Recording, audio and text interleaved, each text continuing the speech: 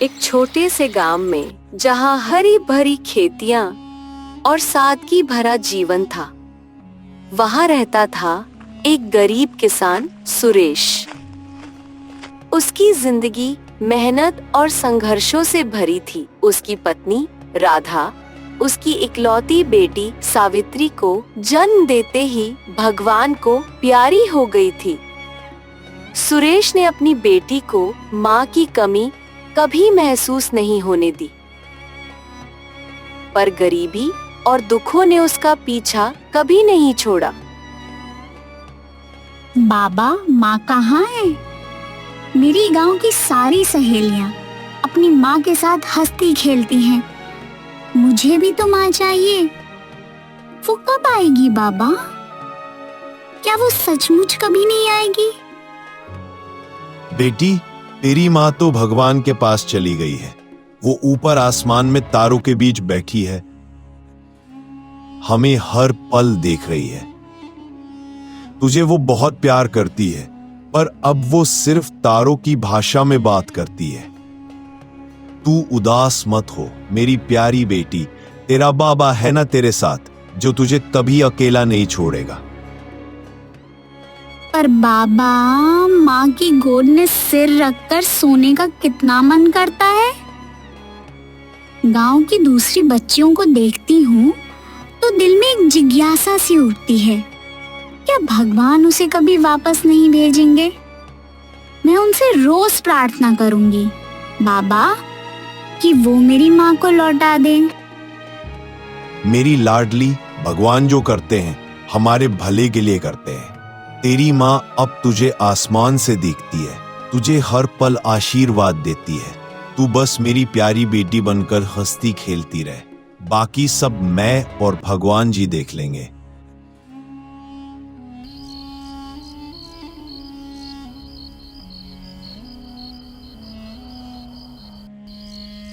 सुरेश सावित्री को गले लगाता है और दोनों चुपचाप तारों भरे आसमान को देखते हैं।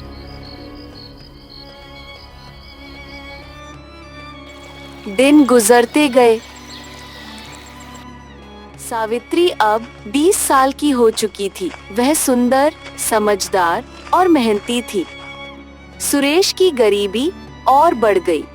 खेतों की फसल सूखने से उसका मन टूट चुका था।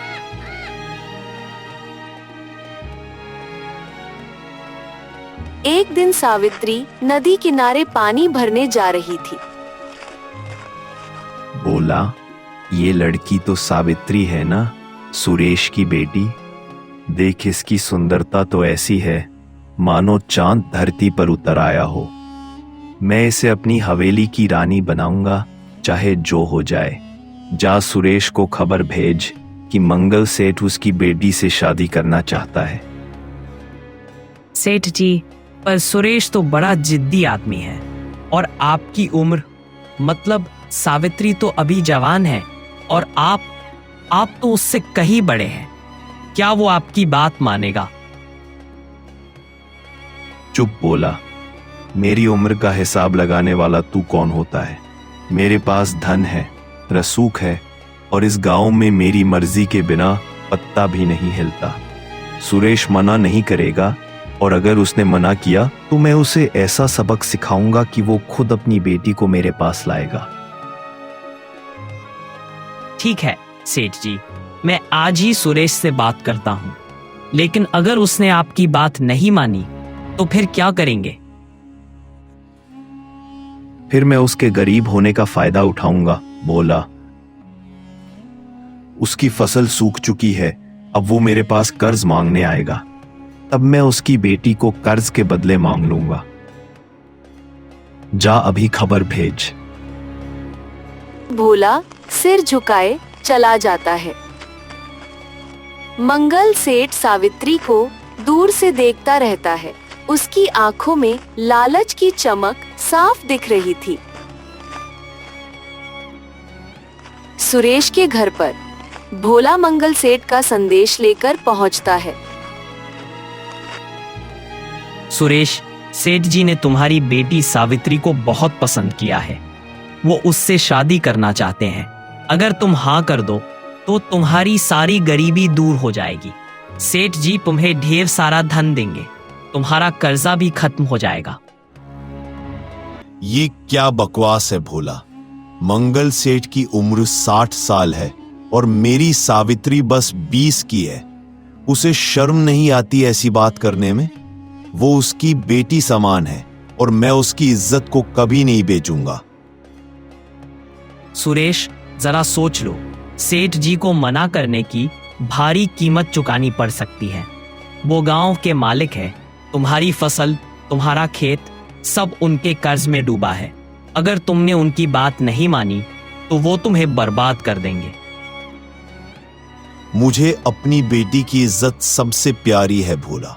चाहे मैं भूखा मर जाऊं, अपनी सावित्री को उस लालची साहूकार के हवाले नहीं करूंगा।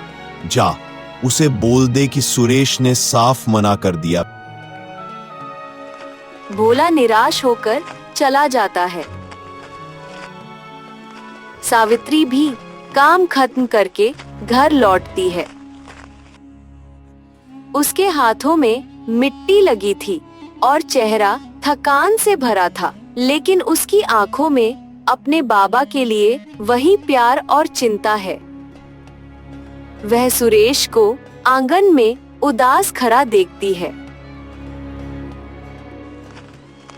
और पास आकर बैठ जाती है।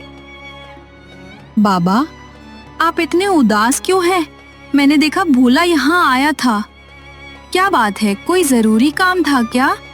उसका चेहरा तो ऐसा लग रहा था मानो कोई बुरी खबर लेकर आया हो। बेटी, भोला मंगल सेठ का संदेश लेकर आया था। वो सेठ तेरे बारे में बात कर रहा था। उसने तेरे लिए रिश्ता भेजा है। सावित्री कहता है कि तुझसे शादी करना चाहता है। क्या? मंगल सेठ? बाबा, वो तो आपसे भी दोगुनी उम्र का होगा। उसकी हिम्मत कैसे हुई मेरे बारे में ऐसी बात सोचने की? और आपने क्या कहा बाबा? मैंने उसे साफ मना कर दिया। बेटी, मैंने कहा कि मेरी सावित्री मेरी इज्जत है और मैं उसे किसी लालची साहूकार के हवाले कभी नहीं करूंगा। चाहे मुझे कितनी भी मुसीबत झेलनी पड़े, तेरी इज्जत मेरे लिए सबसे ऊपर है। बाबा, आपने बिल्कुल ठीक किया। वो मंगल सेठ धन का घमंडी है। उसे लगता है कि वो पैसों से सब कुछ खरीद सकता है। लेकिन बाबा, मुझे डर लगता है वो इतनी आसानी से मान जाएगा। वो तो गांव का सबसे ताकतवर आदमी है। डर मत बेटी, जब तक तेरा बाबा जिंदा है कोई तुझे छू भी नहीं सकता। मंगल सेठ चाहे जितनी साजिश रचे, मैं उसका सामना करूंगा। बस तू हिम्मत रख और अपने काम में लगी रह। बाबा, मुझे आप पर पूरा भरोसा है। आपने मुझे हमेशा सिखाया है कि सच्चाई और मेहनत कभी हार नहीं मानती। मैं आपके साथ हर कदम पर हूँ, चाहे कितनी भी मुश्किल क्यों ना आए।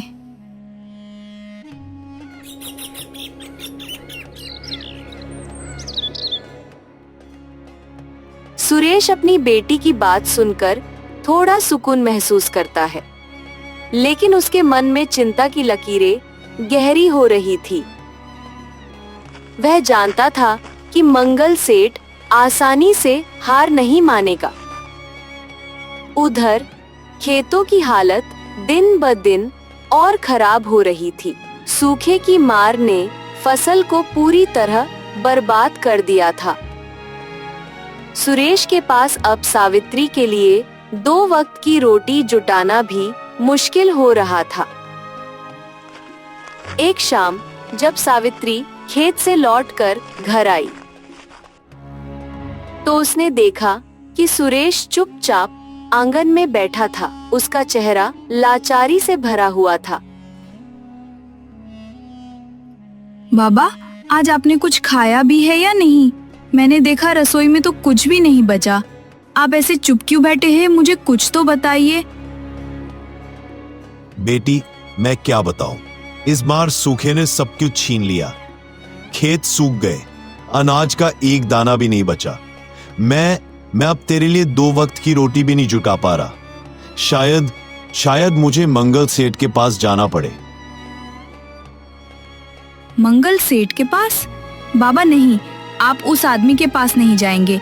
वो हमारी मजबूरी का फायदा उठाएगा। मैं भूखी रह लूंगी लेकिन उसकी मदद नहीं लूंगी। बेटी, मैं तुझे भूखा कैसे देख सकता हूं? लेकिन अगर मैंने अब कुछ ना किया तो हम दोनों भूखे मर जाएंगे।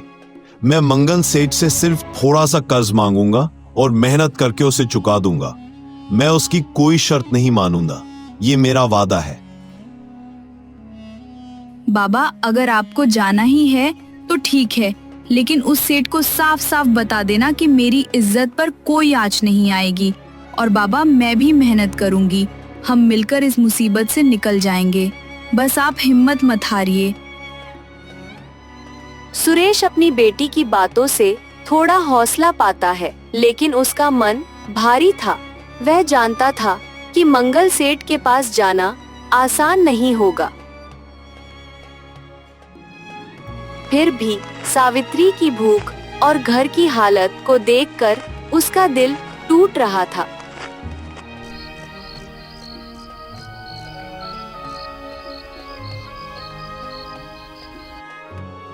मजबूरी में वह अगली सुबह मंगल सेठ की हवेली की ओर कदम बढ़ाता है। हवेली पहुंचकर वह मंगल सेठ से कहता है, सेठ जी, मेरी फसल इस बार सूख गई है। मेरे पास अब कुछ भी नहीं बचा। अगर आप थोड़ा सा कर्ज दे दें तो मैं अपनी बेटी को भूखा नहीं देख पा रहा हूं।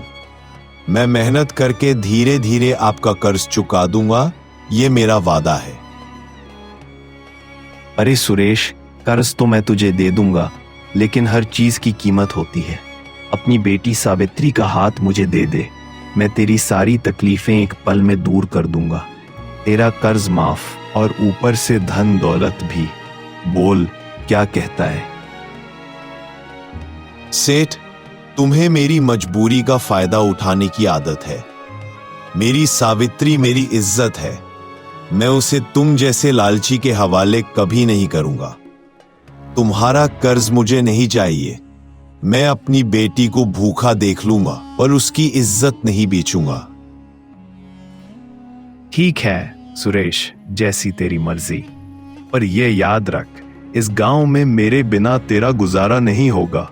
मैं सावित्री को किसी न किसी तरह अपना बनाऊंगा, चाहे तुझे कितना भी दुख देना पड़े। सुरेश गुस्से और लाचारी में सेठ की हवेली से निकल जाता है। मंगल सेठ अपने चमचे भोला को बुलाता है और सावित्री पर नजर रखने का आदेश देता है।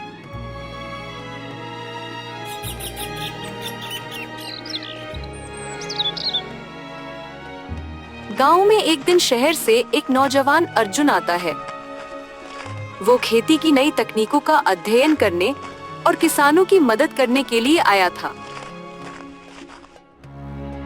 वो गांव के चौपाल पर किसानों को नई तकनीकें समझा रहा था।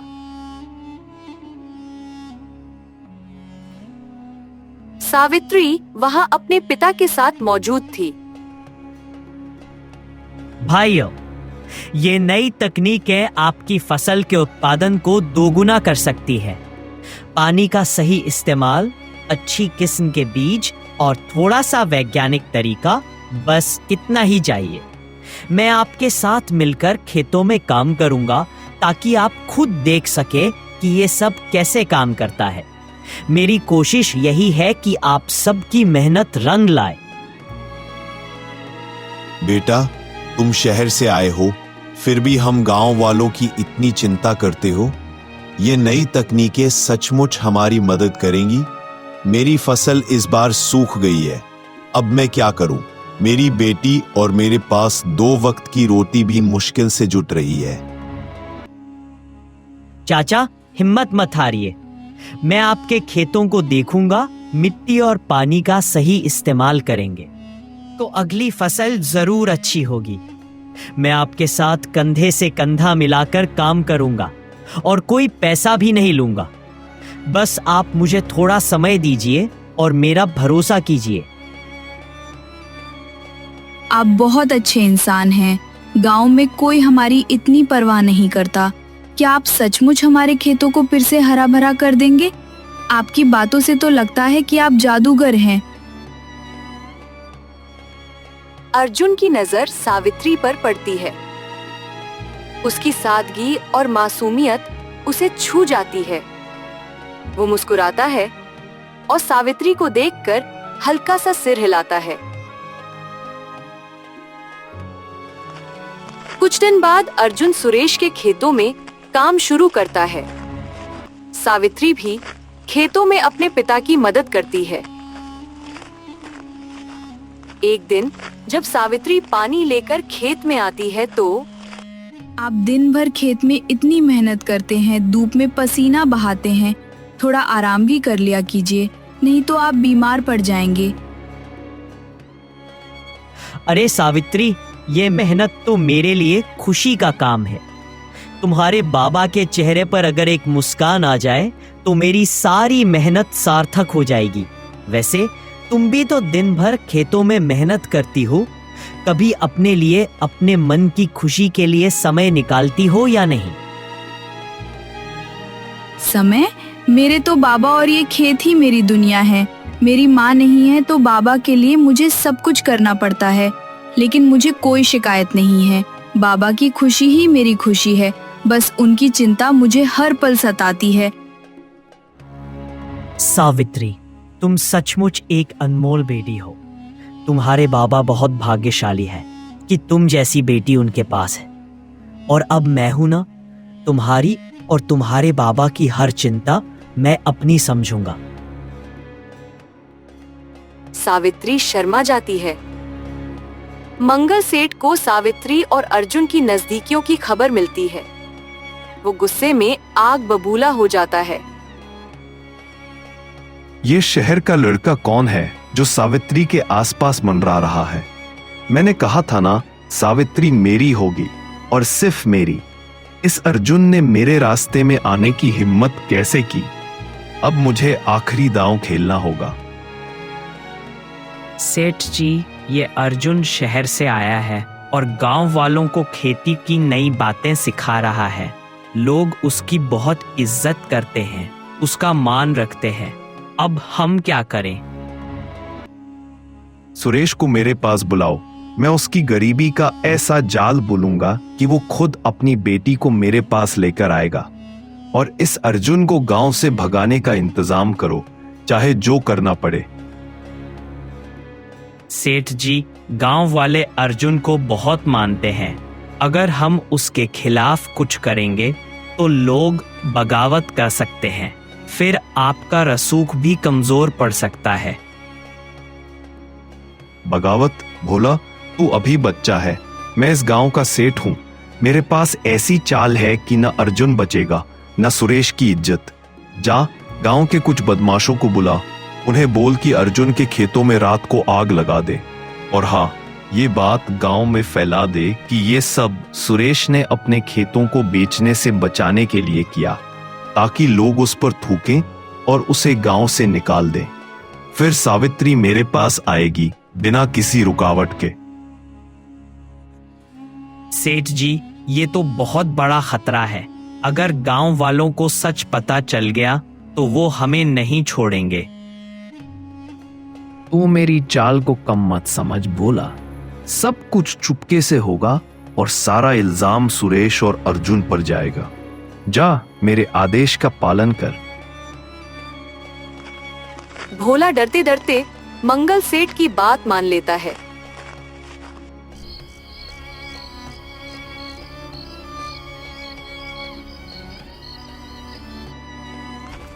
उसी रात मंगल सेठ के गुंडे चुपके से सुरेश के खेतों में आग लगाने की कोशिश करते हैं। लेकिन गांव का एक बूढ़ा चरवाहा मोहन, जो रात में अपने पालतू जानवरों के साथ खेतों के पास था, उनकी साजिश देख लेता है। वो तुरंत गांव के चौपाल पर जाता है और गांव वालों को इकट्ठा करता है। गांव वालों, उठो। मंगल सेठ के गुंडे सुरेश के खेतों में आग लगाने जा रहे हैं। ये सब उसकी साजिश है ताकि वो सुरेश को बदनाम करे और सावित्री को हासिल कर ले। जल्दी चलो, हमें उन्हें रोकना होगा। गांव वाले तुरंत इकट्ठा होकर खेतों की ओर दौड़ते हैं। अर्जुन और सावित्री भी वहां पहुंच जाते हैं। गांव वालों ने मंगल सेठ के गुंडों को पकड़ लिया और उनकी सारी साजिश सबके सामने आ जाती है। गांव का मुखिया चौधरी जी मंगल सेठ को बुलाता है। मंगल सेठ, तुमने अपनी हवस के लिए गांव की शांति को दांव पर लगा दिया। सुरेश और उसकी बेटी की इज्जत पर हाथ डालने की हिम्मत कैसे की तुमने? ये गांव तुम्हारे बाप का नहीं है जो तुम जो चाहे वो कर लो। चौधरी जी, ये सब गलत फहमी है। मैंने कुछ नहीं किया। ये सब मेरे नाम पर बदनामी फैलाई जा रही है। चुप कर सेठ, मैंने खुद तेरे गुंडों को खेतों में आग लगाते देखा। तूने सोचा था कि तू सुरेश को बदनाम कर देगा और सावित्री को हासिल कर लेगा। अब तेरा ये लालच तुझे ले डूबेगा। गांव वाले मंगल सेठ का विरोध करते हैं और उसे गांव छोड़ने का आदेश देते हैं। मंगल सेठ की सारी साजिश नाकाम हो जाती है और इसी के साथ मंगल सेठ का रसूख गांव में खत्म हो जाता है।